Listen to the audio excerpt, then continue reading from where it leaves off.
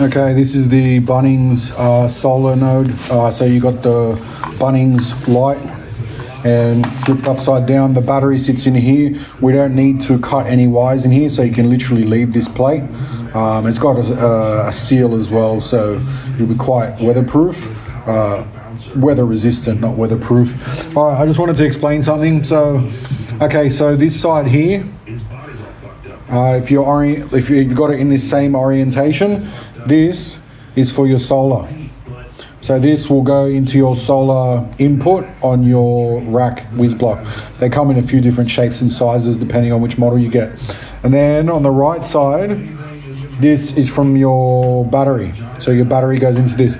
Now just be aware, depending on what JST connector you got, don't always rely on the color of the wires, because you can see on this one that I've got from AliExpress, if I didn't use that multimeter, you can see that the color's black, but it's not. That's actually the positive. So just be aware, if you don't have a multimeter, you might run into trouble with that. Could have fried the board. All right, so we got battery here on the right side, and we got solar on this side. There is another 2 wires before I removed this control board, but that was just for the switch. You can manually turn the light on with an on and off switch.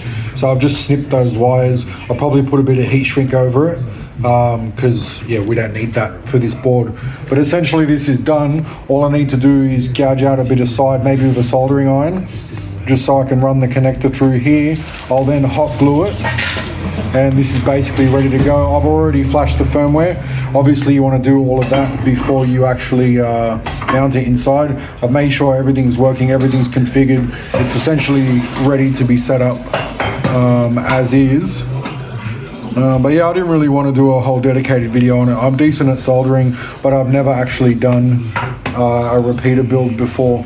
I've got a little node to pair up with it.